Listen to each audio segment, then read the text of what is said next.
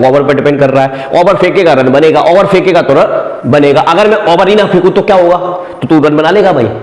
मैं नहीं फेंक रहा ओवर, बता रन आप क्या चेक करोगे मेरी गाड़ी में पेट्रोल है कि नहीं? तो डिस्टेंस आपका डिपेंड कर रहा है किस पर? पेट्रोल पर डिपेंड कर रहा है। तो पेट्रोल आपकी कितनी क्वांटिटी होगी? इंडिपेंडेंट। जबकि डिस्टेंस कितनी क्वांटिटी होगी? डिपेंडेंट। अगर आपको इतना डिस्टेंस ट्रैवल करना है तो आपको पेट्रोल चाहिए एक्स एक्सिस पर, और डिपेंडेंट क्वांटिटी को रखना है बाय एक्सिस पर। इंडिपेंडेंट में चेंज के रिस्पेक्ट में बाय एक्सिस में चेंज जाएगा। इंडिपेंडेंट क्वांटिटी को चेंज करते जाएगा तो बाय एक्सिस में क्या जाएगा? चेंज ही नहीं कर रहा हूं लेकिन बाय में हो रहा है भयंकर चेंज। एक्स में मैं चेंज ही नहीं कर रहा हूं लेकिन बाय में हो रहा है भयंकर चेंज, मतलब बाय लगातार चेंज होता है। क्या हालचाल? एकदम बढ़िया। तो बच्चों स्वागत है आपके अपने यूट्यूब चैनल राव शांति फिजिक्स में। आज के इस लेक्चर में हम बेसिक मैथमेटिक्स का सबसे इंपॉर्टेंट टॉपिक डिस्कस करने जा रहे हैं, ग्राफ। अगर आपको फिजिक्स में ग्राफ का कंसेप्ट बहुत अच्छे से आता है तो फिजिक्स में आप कोई सा भी चैप्टर पढ़िए, यहां पर भी ग्राफ आएगा, उसको आप चुटकियों में उड़ा पाओगे। बहुत इंपॉर्टेंट है 11th 12th के लिए ग्राफ का कंसेप्ट। अगर आप नीट की प्रिपरेशन कर रहे हैं, जेई की प्रिपरेशन कर रहे हैं, सब जगह ग्राफ के बहुत सारे क्वेश्चंस आते हैं भर भर के। अगर आपको ग्राफ का नॉलेज है, आपको ग्राफ में पीएचडी कर ली, तो डेफिनेटली आपको किसी भी तरह का ग्राफ आएगा आप उड़ा दोगे। तो ये वीडियो बहुत इंपॉर्टेंट रहने वाली है, बिना स्किप किए पूरा देखना, मजा आ जाएगा। और ग्राफ का बहुत बेहतरीन कंसेप्ट आपको मैं बताने वाला हूँ। चलिए स्टार्ट करते हैं, बात करेंगे ग्राफ के बारे में। नॉर्मल चीज आप जानते हैं ग्राफ क्या चीज होती है। ग्राफ क्या होता है? दो क्वांटिटीज के बीच में एक रिलेशन बता देता है हमको। एक क्वांटिटी होगी आपकी इंडिपेंडेंट और एक क्वांटिटी होगी डिपेंडेंट। ये बात ध्यान रखना। जैसे मैं आपसे कहता हूं कि हम क्रिकेट खेलते हैं, क्या खेलते हैं बेटा? क्रिकेट। तो जब हम क्रिकेट खेलते हैं तो सामने जो हमारा एक बॉलर होता है, एक बैट्समैन होता है। अब जरा ध्यान सुनिएगा जरा, बॉलर जब बॉल को फेंकेगा तो बैट्समैन उसको हिट करेगा तो रन बनेंगे, ठीक है? तो रन किस चीज पर डिपेंड कर रहा है सर? ओवर पर डिपेंड कर रहा है। ओवर फेंकेगा रन बनेगा, ओवर फेंकेगा तो रन बनेगा। अगर मैं ओवर ही ना फेंकू तो क्या होगा? तो तू रन बना लेगा भाई। मैं नहीं फेंक रहा ओवर, बता रन बना के दिखा। सही बात है ना? तो मतलब यहां पर रन क्या हो गया आपका? डिपेंडेंट क्वांटिटी हो गई। ओवर क्या हो गया आपका? इंडिपेंडेंट क्वांटिटी हो गई। जैसे एक और एग्जांपल देते हैं आपको। जैसे मान लीजिए हमको ग्वालियर जाना है, ग्वालियर का डिस्टेंस मान लीजिए 40 किलोमीटर है। अब 40 किलोमीटर है तो सबसे पहले आप क्या चेक करोगे? मेरी गाड़ी में पेट्रोल है कि नहीं? तो डिस्टेंस आपका डिपेंड कर रहा है किस पर? पेट्रोल पर डिपेंड कर रहा है। तो पेट्रोल आपकी कितनी क्वांटिटी होगी? इंडिपेंडेंट। जबकि डिस्टेंस कितनी क्वांटिटी होगी? डिपेंडेंट। अगर आपको इतना डिस्टेंस ट्रैवल करना है तो आपको पेट्रोल चाहिए। यस। तो ग्राफ एक तरह की पिक्चर होती है जो दो क्वांटिटीज के बीच में डिफाइन की जाती है, एक डिपेंडेंट और एक इंडिपेंडेंट। तो हमेशा याद रखना, जो आपकी डिपेंडेंट क्वांटिटी होती है, कौन सी क्वांटिटी होती है? डिपेंडेंट, उसको हम बाय एक्सिस पर रखेंगे। और जो इंडिपेंडेंट क्वांटिटी होती है उसको हम कहां रखेंगे? एक्स एक्सिस पर रखेंगे। इंडिपेंडेंट को कहां रखना है? एक्स एक्सिस पर। और डिपेंडेंट क्वांटिटी को कहां रखना है? बाय एक्सिस पर। इंडिपेंडेंट में चेंज के रिस्पेक्ट में बाय एक्सिस में चेंज जाएगा। इंडिपेंडेंट क्वांटिटी को चेंज करते जाएगा तो बाय एक्सिस में क्या आ जाएगा? चेंज आ जाएगा, ठीक है? अब जरा थोड़ा सा आप एक्सिस को समझ लीजिए, जो आपको आता भी है। एक हमने एक्सिस बनाया ऐसे और एक ऐसे बनाया। ये दोनों एक्सिस जिस पॉइंट पर कट कर देते हैं उसको बोलते हैं ओरिजिन। ओरिजिन ओरिजिन के जो कोऑर्डिनेट होते हैं हम उसको क्या लिखेंगे? 0,0। अगर मैं यहाँ खड़ा हूँ ना, मैं इधर जा रहा हूँ ना मैं ऊपर जा रहा हूँ, ना इधर जा रहा हूँ ना ऊपर जा रहा हूँ, तो बता मेरे कोऑर्डिनेट कितने हैं? सर 0 है, 0,0 है। बहुत बढ़िया। अब मान लो मैं इधर ही जा रहा हूँ एक्स की डायरेक्शन में, मैं भाई मैं जा ही नहीं रहा हूँ ना भाई, तो केवल एक्स का चेंज होगा, एक्स का कोऑर्डिनेट चेंज होगा। तो एक्स की डायरेक्शन के कोऑर्डिनेट हम लिखेंगे 1,0, 2,0, 3,0, 4,0। इस तरह से बढ़ाते चले जाइए, इनफाइनाइट टाइम तक बढ़ाते चले जाइए, कोई दिक्कत वाली बात नहीं। इसी तरह से अगर आप ओरिजिन के इधर की तरफ जाओगे तो नेगेटिव है, तो -1,0, -2,0, -3,0, इस तरह से चलते चले जाइए। इसी तरह से ऊपर के लिए बनाएंगे तो 0,1, 0,2, 0,3, ऐसे आप स्टेप चलो 1, 2, 3, 4, ऊपर जा रहे हो भाई साहब, समझ बात? नीचे जा रहे हो 0,-1, 0,-2, 0,-3। इस तरह से इसमें कोऑर्डिनेट हम क्या कर देते हैं? प्लॉट कर देते हैं। तो अगर हम एक्स एक्सिस की डेफिनेशन बताएं तो क्या बन सकती है? X axis is the line. X axis क्या है? एक लाइन है वेयर y इज 0, मतलब x axis is the straight line where y is 0, मतलब एक्स एक्सिस एक लाइन है जिसके किसी भी पॉइंट पर y का कोऑर्डिनेट कितना होता है? 0 होता है। Similarly y axis is a straight line where x is 0, तो y के किसी भी लाइन पर आप चले जाइए, x का कोऑर्डिनेट आपको क्या मिल जाएगा? 0 मिल जाएगा। जोरदार डेफिनेशन है, अच्छे से आप याद कर सकते हैं। क्लियर है? अब मान लो मैंने एक ग्राफ बनाया 1, 2, 3, 4, ठीक है? अब मैं 0 पॉइंट पर हूं, उस समय मान लो मेरी पोजीशन है 3। अब मैं टाइम हो गया 1 सेकेंड, अभी मेरी पोजीशन है 3। टाइम हो गया 2 सेकेंड, अभी मेरी पोजीशन है 3। टाइम हो गया 3 सेकेंड, अभी मेरी पोजीशन है 3, टाइम हो गया 4 सेकेंड, अभी मेरी पोजीशन है 3। मतलब x में चेंज हो रहा है लगातार, y में चेंज हो ही नहीं रहा, x में चेंज हो रहा है लगातार, y में चेंज हो ही नहीं रहा, तो क्या होगा? तो हमें एक स्ट्रेट लाइन मिलेगी जो कि x एक्सिस क्या होगी, पैरेलल होगी। तो ये भी याद रखना कि अगर आपकी y की वैल्यू फिक्स कर दें और x में चेंज कर दें तो आपको क्या मिल जाएगी, एक स्ट्रेट लाइन मिल जाएगी। So if a given x और y coordinate then obtain is a line, तो हमको क्या मिल जाती है, एक लाइन मिल जाती है। ठीक है, आओ अब जरा ध्यान से समझना, एक कंसेप्ट है स्लोप का कंसेप्ट है, कंसेप्ट ऑफ स्लोप। हम बात करेंगे कंसेप्ट ऑफ स्लोप के बारे में, थोड़ा सा इसको लेते हैं। आइए कंसेप्ट ऑफ स्लोप की बात करेंगे। कंसेप्ट ऑफ स्लोप बहुत इंपॉर्टेंट बात है, जरा ध्यान समझना बेटा। देख ये दो एक्सेस दे दिए मैंने तेरे को, एक एक्स एक्सेस दे दिया मैंने बेटा, एक वाई एक्सेस दे दिया। ठीक है, एक पॉइंट दे दिया मैंने तेरे को x, y। तो इस पॉइंट की जो आप पोजीशन बताएंगे, कैसे बताएंगे, ओरिजिन के रिस्पेक्ट में बताएंगे। कैसे बताएंगे ओरिजिन की? तो ओरिजिन पर मैं यहाँ खड़ा हूँ, सुनना ध्यान से, ओरिजिन पर मैं यहाँ खड़ा हूँ, यहाँ पर। तो ओरिजिन के कोऑर्डिनेट कितने होते हैं, 0,0। अब मुझे इस पॉइंट P पर पहुँचना है तो मैं x में चलूँगा, तो ये तो मेरे ऊपर है भैया, ये तो मैं x में ऊपर है भाई, तो ऊपर भी जाना पड़ेगा ऐसे, तो मैं y में चलूँगा तो मेरे को एक लाइन मिल जाएगी ओरिजिन के रिस्पेक्ट में, उस पॉइंट तक की क्या मिल जाएगी, एक लाइन मिल जाएगी। ठीक है था। अब ये जो लाइन है बेटा, ये एक्स इसके साथ कुछ एंगल पर रहती है। क्या रहती है, एंगल पर। तो हम यहाँ पर जब टेन थीटा लगाएंगे, क्या लगाएंगे, टेन थीटा, तो टेन थीटा का फॉर्मूला क्या होता है, परपेंडिकुलर अपॉन बेस। तो ये टेन थीटा ही यहाँ पर क्या बन जाएगा, तेरा स्लोप बन जाएगा। क्या बन जाएगा, स्लोप। तो बेटा मैं बोलूंगा स्लोप, तू समझना टेन थीटा, मैं बोलूंगा स्लोप, तू समझना टेन थीटा। तो याद रखना ग्राफ में हम क्या देखते हैं, स्लोप देखते हैं। स्लोप मतलब perpendicular upon base, perpendicular upon base, perpendicular ये है, बेस ये है, और परपेंडिकुलर अपॉन बेस क्या होता है, टेन थीटा होता है। मैं स्लोप बोलूंगा तो टेन थीटा समझना, मैं स्लोप बोलूंगा तो टेन थीटा समझना, ये बात ध्यान रखना। ठीक है भाई। अच्छा एक चीज और समझते हैं, इसी में एक चीज और समझते हैं। देखो जरा, मान लो जरा ध्यान से, आपको दो पॉइंट दे दिए, एक x1, y1 दे दिया और एक आपको दे दिया x2, y2 दे दिया। अब आप यहाँ पर इनको मिलाओगे तो एक लाइन मिल जाएगी, अब कोई दिक्कत नहीं है। अब यहाँ पर आप एक ऐसे ट्रायंगल बना सकते हैं भाई, बना सकते हैं कि नहीं बना सकते हैं, ऐसे बनाओगे ना, बिल्कुल कोई दिक्कत नहीं है, क्योंकि ये जो चीज़ है वो क्या बता रही है, x1 है, ये y1 है। ये जो चीज़ दिखा रही है, ये क्या दिखा रही है, ये सर x2 है और ये क्या है, y2 है। तो ऐसा बनेगा, कोई दिक्कत वाली बात नहीं है। ये वाला जो एंगल है वो थीटा है।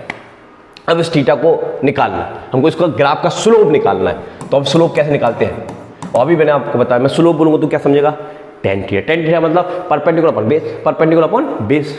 तो देख जरा ध्यान से, परपेंडिकुलर हमको निकालना है, तो हम कैसे निकालेंगे, तो ध्यान सुनना। परपेंडिकुलर में कौन है, y है, तो हम लिखेंगे y2 माइनस y1, क्योंकि यहाँ तक की हाइट तो बेटा y1 है ना। अरे यार ये पूरा y2 है और ये y1 है, तो y2 माइनस क्या करना पड़ेगा, y1 करना पड़ेगा। बहुत बढ़िया बात है। ये टोटल x2 है, तो x2 में से x1 घटाएगा तो क्या मिलेगा, x2 माइनस x1 मिलेगा, तो x2 माइनस क्या आ जाएगा, x1 आ जाएगा।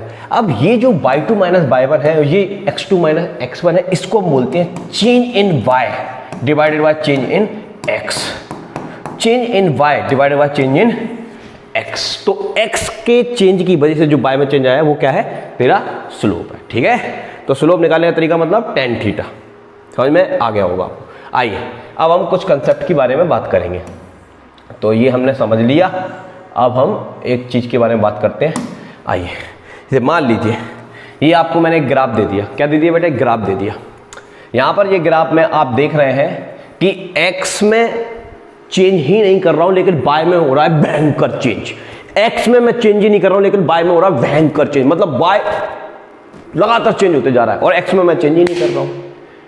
तो ये फिजिकली तो पॉसिबल नहीं हो सकता, लेकिन मैथमेटिकली हम इसका ग्राफ प्लॉट कर सकते हैं कि x में चेंज नहीं हो रहा है लेकिन y में चेंज हो रहा है। तो इसका स्लोप कितना होगा, तो आंसर है थीटा की वैल्यू 90 है।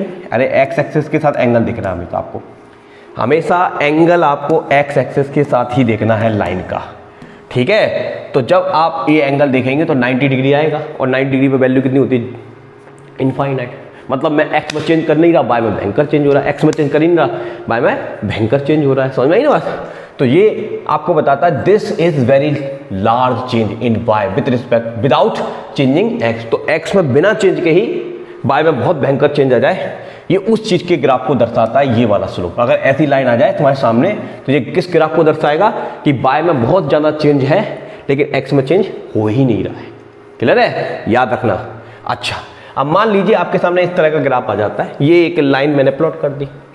अब इस लाइन में हम ये एंगल देख सकते हैं यहाँ से, या फिर हम यहाँ से देख सकते हैं, यहाँ से देख सकते हैं। तो इस लाइन का एक्स एक्सिस से एंगल अल्फा है, इसी लाइन का एक्स एक्सिस से एंगल बीटा है, इसी लाइन का एक्स एक्सिस से एंगल कितना है? गामा है। तो अगर आप यहाँ पर किसी भी एक स्ट्रेट लाइन के लिए ये एंगल मान लो थीटा है और इसका बाय अपॉन एक्स निकालोगे, मतलब स्लोप निकालोगे। क्या निकालोगे? स्लोप निकालोगे। क्या निकालोगे बेटा? स्लोप निकालोगे। तो ये एंगल जो होंगे ना, इस सभी एंगल के लिए स्लोप की वैल्यू क्या रहेगी? सेम रहेगी। तो एक स्ट्रेट लाइन पर कहीं पर भी जाके तू स्लोप कैलकुलेट करेगा ना, सेम आएगा। तो एक स्ट्रेट लाइन में स्लोप कैसा होता है? सेम होता है। और स्लोप मतलब एंगल, मतलब टेन थीटा। तो मतलब ये अल्फा का जो स्लोप है, बीटा का जो स्लोप है, गामा का स्लोप है, तीनों के स्लोप कैसे हैं? बराबर है। तो याद करना, एक line slope of straight line remain same. तो एक स्ट्रेट लाइन के लिए स्लोप हमेशा क्या रहता है? कांस्टेंट रहता है। आप एक जैसी वेलोसिटी, एक जैसी पोजीशन में चेंज आता है। इस तरह से समझ लेना, ठीक है? ये हम अभी बेसिक कंसेप्ट समझ रहे हैं, इसको अप्लाई नहीं कर रहे हैं। जब आपके सामने फिनोमेना आएगा जगह जगह पे, तब आप इसको अप्लाई करेंगे, ठीक है? चलिए, अब मान लीजिए आपके सामने तीन लाइन आ गई, ए बी और सी, और एक्स एक्सिस के साथ सेम एंगल बना रहे हैं। एक्स एक्सिस के साथ कैसा एंगल बना रहे हैं? सेम एंगल बना रहे हैं। तो इन तीनों का स्लोप कैसा होगा? सेम होगा, ठीक है? चलिए, बहुत बढ़िया। अब मान लीजिए मैंने अभी ये वाला ग्राफ बना के भी दिखाया था तुम्हें कि किसी एक, इसकी कोऑर्डिनेट कितनी है? 0,0 है। टाइम हुआ मान लीजिए 1 सेकेंड, और ये आपका मान लो 3 है। टाइम हुआ 2 सेकेंड, अभी भी 3 है। टाइम हुआ 3 सेकेंड, अभी भी 3 है, ठीक है ना? तो इसका मतलब क्या है कि टाइम बढ़ते जा रहा है और पोजीशन चेंज ही नहीं हो रही। मतलब मैं यहाँ खड़ा हूँ, 2 मिनट से खड़ा हूँ। क्यों खड़े हो? मेरी मर्जी। कब जाओगे? नहीं जाना मेरे को। क्यों? मेरा दिल कर रहा है। तो सीधी सी बात है कि टाइम तो बढ़ते जा रहा है, टाइम तो रुक नहीं रहा है ना, लेकिन मैं तो टाइम के रिस्पेक्ट में चल ही नहीं रहा हूँ। तो मेरी पोजीशन कितनी है? वही जो है ओरिजिन से मैं जितनी दूर पर खड़ा हूँ वही मेरी पोजीशन रहेगी ना। हाँ, तो ये उस चीज़ का ग्राफ है। तो इस ग्राफ में आप देखिए कि ये वाली जो लाइन है वो एक्स एक्सिस के पैरेलल है। तो थीटा कितना हुआ सर? 0, क्योंकि एंगल तो हम एक्स एक्सिस से ही देखेंगे। तो थीटा 0 हो जाएगा। थीटा 0 हो जाएगा तो tan 0 की वैल्यू 0 होती है, मतलब आपका स्लोप कितना आएगा? 0। तो अगर लाइन एक्स एक्सिस के पैरेलल है तो स्लोप कितना होता है बेटा? 0 होता है, ठीक है? If it is given a line parallel to x axis, its slope is 0। याद रखिएगा बेटा, बहुत बढ़िया बात। आइए अब आपको कुछ खास चीजें बताते हैं कि स्लोप कब आपका पॉजिटिव होगा और कब आपका नेगेटिव होगा। ये चीज आपको बहुत अच्छे से देखना आनी चाहिए। जैसे सपोज दैट ये मेरे पास एक ग्राफ है इस तरह से, ठीक है, और ये मैंने ऐसे ही एक लाइन प्लॉट कर दी है। तो मैं हमेशा एंगल देखूंगा एक्स एक्सिस के साथ। तो ये मैंने एंगल देखा एक्स एक्सिस के साथ, किसके साथ? ऐसे। इस लाइन का इस यहाँ से एंगल देखना है ऐसे। तो ये जो एंगल आ रहा है थीटा, वो 90 से बड़ा आ रहा है, और थीटा की वैल्यू जब 90 से क्या होती है? अधिक होती है, ज़्यादा होती है, तो उसकी नेगेटिव वैल्यू हो जाती है। आपको पता है ना, सेकंड क्वाड्रेंट में चले जाते हैं तो tan की वैल्यू नेगेटिव आती है। यस, तो ये आपका स्लोप जो दर्शाएगा वो कैसा स्लोप बताएगा? नेगेटिव, ठीक है? स्लोप निकालना आपको आ गया, tan थीटा लगाना है, और स्लोप का नेचर कैसा है, पॉजिटिव या नेगेटिव, ये आपको इससे पता चलेगा कि एक्स के साथ ये एंगल 90 से बड़ा आ रहा है या फिर छोटा आ रहा है। समझ में आई बात? चलिए, समझ में आया होगा अच्छे से। एक लाइन है बी, एक लाइन है ए, ठीक है? इसका एंगल है अल्फा, इसका एंगल है बीटा, लेकिन दोनों लाइन तो हैं, लेकिन दोनों के एंगल अलग अलग हैं, इसलिए इनके स्लोप भी अलग अलग होंगे। तो देख सकते हैं, ये वाला लाइन देखिए और ये वाला लाइन देखिए। ये एंगल छोटा है अल्फा और ये एंगल बड़ा है, तो मतलब यस, ये वाली लाइन का कौन सी लाइन है? ये बी वाली लाइन। तो बी वाली लाइन का जो स्लोप होगा वो ए वाली लाइन से क्या होगा? ज़्यादा होगा। समझ में आई बात? चलो, अच्छा, अब आपको कुछ खास चीज बताते हैं। किसी भी स्ट्रेट लाइन के ग्राफ में कुछ चीजें होती हैं। एक इक्वेशन होता है, मैथमेटिकली एक इक्वेशन होता है, स्ट्रेट लाइन इक्वेशन आपको रट्टा मान लेना है, ये मैथ में आप अच्छे से पढ़ेंगे, ठीक है। तो यहां पर y इक्वल टू आ गया mx प्लस सी। अब समझिए m क्या है, m मतलब स्लोप, और स्लोप का मतलब क्या होता है, tan थीटा होता है। तो सर c क्या वाला है, c इंटरसेप्ट। इंटरसेप्ट मतलब जो लाइन है वो बाय एक्सिस पे कहां कट कर रही है, एक लाइन बाय एक्सिस को कहां कट कर रही है उसे बोलेंगे इंटरसेप्ट। जैसे देखिए जैसे एक लाइन है A, एक लाइन है B, एक लाइन है C। ये वाली लाइन बाय एक्सिस को यहां कट कर रही है, मान लो उस लोकेशन को मैं नाम दे दिया C, और ऊपर की डायरेक्शन को पॉजिटिव बोलते हैं, नीचे की डायरेक्शन को नेगेटिव बोलते हैं, इधर पॉजिटिव इधर नेगेटिव, ये तो सबको ही पता रहता है, कोई दिक्कत वाली बात नहीं है। तो ये वैल्यू आ गई प्लस की C, बढ़िया बात है।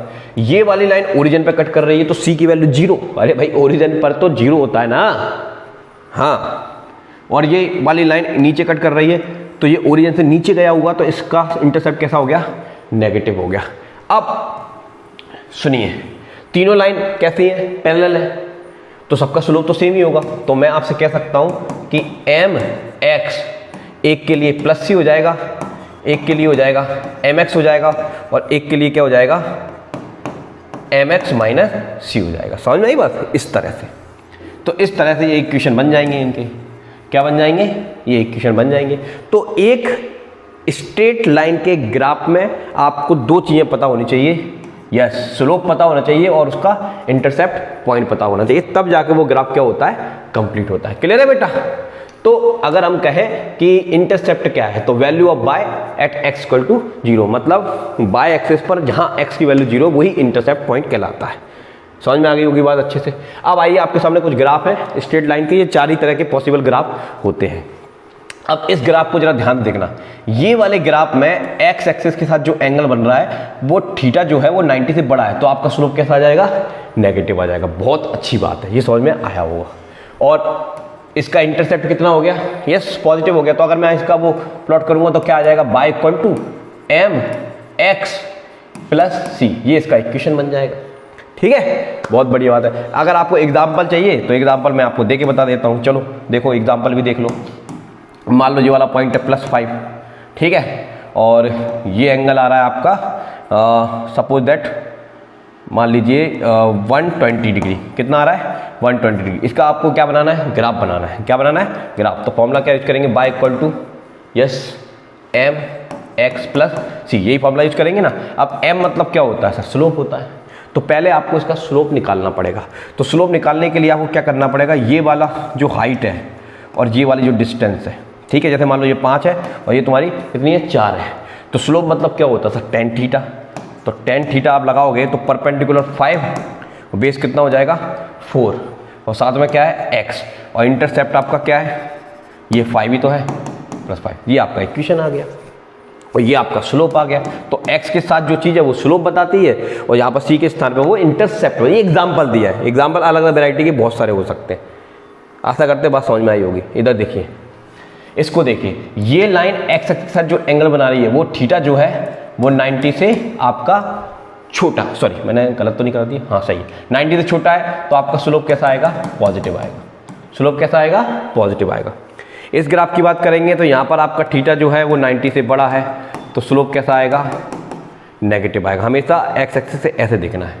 इसकी बात करेंगे तो यहाँ पर स्लोप आपका 90 से कैसा है, देखिए थीटा कैसा है, 90 से छोटा है, तो आपका स्लोप कैसा आ जाएगा, पॉजिटिव आ जाएगा। तो ये पॉजिटिव स्लोप हो गया, ये पॉजिटिव स्लोप हो गया, और ये दोनों आपके कैसे स्लोप हो गए, नेगेटिव। और ये 4 ही तरह के पॉसिबल सिचुएशन होती हैं, आप देख लेना पूरी फिजिक्स में। ठीक है, चलिए समझ में आई होगी बात। अब आते हैं हम इस तरह के ग्राफ पे। अगर आपका फॉर्मूला इनवर्स रिलेशन में है, कहते हैं इनवर्स रिलेशन में, जैसे आपने क्लास 9 में पढ़ा होगा कि फ्रीक्वेंसी जो होती है वो टाइम के इनवर्सली प्रोपोर्शनल होती है। आप 12th में जाके इलेक्ट्रिक फील्ड में पढ़ेंगे कि इलेक्ट्रिक फील्ड जो होती है वो डिस्टेंस के इनवर्सली प्रोपोर्शनल होती है। इस तरह के एग्जाम्पल मिलते हैं, उनके ग्राफ बनाओ। तो हम कैसे बनाएंगे, तो आप देखिए ये फॉर्मूला है y इक्वल टू 1/x। इसको फील करने वाली बात करेंगे तो जैसे मान लो मैंने एक टेबल बना दी, यहाँ पर टेबल बना दी, x की वैल्यू 0 है तो y की वैल्यू मान लो इनफाइनाइट है, x की वैल्यू 4 है तो y की वैल्यू 0.25 है, मान लो x की वैल्यू 2 है तो 0. 0.5 है, x की वैल्यू 1 है तो ये 1 है, x की वैल्यू 0.5 है तो ये 2 है, x की वैल्यू 0.25 है तो ये कितना हो जाएगा, हो जाएगा। तो हम यहाँ पर x की वैल्यू प्लॉट करते जाएंगे, यहाँ पर y की वैल्यू प्लॉट करते जाएंगे, तो आपको इस तरह का ग्राफ मिल जाएगा जिसको हम बोलेंगे रेक्टेंगुलर हाइपरबोला। तो आपको इस टेबल में दिमाग नहीं लगाना है, आपको ये इक्वेशन दिखे तो आप ऐसा ग्राफ बना देंगे, दिस इज रेक्टेंगुलर हाइपरबोला। अब जैसे ये है फ्रीक्वेंसी और टाइम का मुझे ग्राफ बनाना है, तो ये आ गई फ्रीक्वेंसी, ये आ गया आपका टाइम, ये ग्राफ बनेगा। मुझे इलेक्ट्रिक फील्ड का बनाना है तो ये इलेक्ट्रिक फील्ड और ये आर, ये आपका ग्राफ बन जाएगा। लो कोई टेंशन वाली बात नहीं है, समझ में आया। चलो आओ, अब मान लो इनवर्स स्क्वायर रिलेशन आ जाए, y इक्वल टू 1/x² आ जाए, तब भी ग्राफ आपका ऐसा ही बनेगा। अगर आपका इनवर्स क्यू रिलेशन आ जाए तब भी ग्राफ आपका ऐसा ही बनेगा।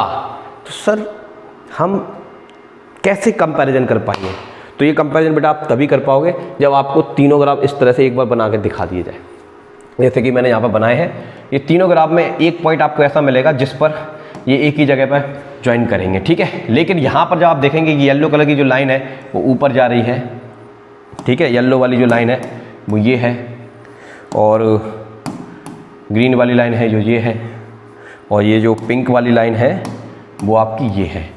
तो पिंक वाली लाइन में क्या आ रहा है, 1/x³ आ रहा है, ग्रीन वाली लाइन में क्या आ रहा है, 1/x² आ रहा है, और येलो वाली लाइन में 1/x आ रहा है। तो 1/x वाला थोड़ा ऊपर, 1/x² वाला थोड़ा नीचे, और 1/x³ वाला थोड़ा और नीचे रहता है। और ये पॉइंट सबके लिए कॉमन रहता है, जहाँ पर अगर आप कहीं से भी स्टार्ट हो सकता है, लेकिन यहाँ पर जो सबसे नीचे होगा वो x³ को दर्शाएगा, यहाँ पर x² को दर्शाएगा, उससे ऊपर वाला x को। तो तीनों साथ में होंगे तब आप कंपेरिजन कर पाएंगे, लेकिन ये सब ग्राफ रेक्टेंगुलर हाइपरबोला ही होता है। अब स्क्वायर रिलेशन की बात करें, इस तरह का कोई ग्राफ, ऐसा इक्वेशन आ गया, आपसे बोलेंगे ग्राफ बनाओ, तो आप कैसे बनाएंगे? या इसी चीज़ को हम स्क्वायर हटा देंगे, यहाँ पर अंडर आ जाएगा, ऐसा लिख के आ गया, तब भी आपका ग्राफ सेम बनेगा, ठीक है। फील करने के लिए आप ये बना सकते हैं, x की वैल्यू जब 0 है तो y की वैल्यू 0 है, x की वैल्यू जब ±1 है तब 1 है, x की वैल्यू ±2 है तो 4 है, x की वैल्यू ±3 है तो y की वैल्यू 9 है। अरे भाई यहाँ पर डालते जाना, x की वैल्यू यहाँ पर 0 रखेगा तो 0 आएगा, x की वैल्यू यहाँ 1 रखेगा तो 1 आएगा, x की वैल्यू 2 रखेगा तो 4 आएगा, तो इस तरह से आएगी ना। तो जब आप ग्राफ बनाने जाओगे तो आपको इस तरह का ग्राफ मिलेगा, और नेगेटिव वाली वैल्यू रखोगे तो इधर की तरफ मिलेगा, तो आपको इस तरह का एक पैराबोला मिल जाएगा। इसको हम बोलते हैं अपवर्ड ओपनिंग पैराबोला। तो जब भी आपके सामने ये इक्वेशन हो तो आपको बिना सोचे समझे ये फूल खिला देना है, this is upward opening parabola, ठीक है। समझ में आई बात? ओके चलिए शाबाश। आइए अब हम इसको समझते हैं स्क्वायर रूट रिलेशन। अगर इस तरह का आ जाए तो इस केस में आपका ग्राफ जो बनेगा ऐसे नीचे की तरफ झुका हुआ मिलेगा, ठीक है, इस तरह का ग्राफ बनेगा, ठीक है। तो जब भी स्क्वायर रूट रिलेशन आ जाए तो इस तरह का ग्राफ आपको डायरेक्ट बना देना है, दिमाग नहीं लगाना है बिल्कुल भी, समझ में आई बात? तो ये ग्राफ के कुछ इंपॉर्टेंट टॉपिक्स थे जिससे रिलेटेड ग्राफ आपको फिजिक्स में 100 जगह देखने को मिलेंगे, और आपको ये कंसेप्ट पता है तो आप तुरंत ग्राफ बना देंगे उसका, ठीक है। अगर वीडियो पसंद आए वीडियो को दिल से लाइक कर देना, और चैनल पर नए हो तो चैनल को सब्सक्राइब कर देना। इससे पहले मैंने आपको डिफरेंशिएशन और इंटीग्रेशन का फील दिला दिया, उसका लिंक डिस्क्रिप्शन में डाल दूंगा। ये तीनों कंसेप्ट बहुत इंपॉर्टेंट है 12th क्लास के लिए, नीट जेईई के लिए, तो उनको आप अच्छे से पढ़ लेना। मिलते हैं नेक्स्ट वीडियो के साथ, अभी के लिए जय हिंद जय भारत, थैंक यू।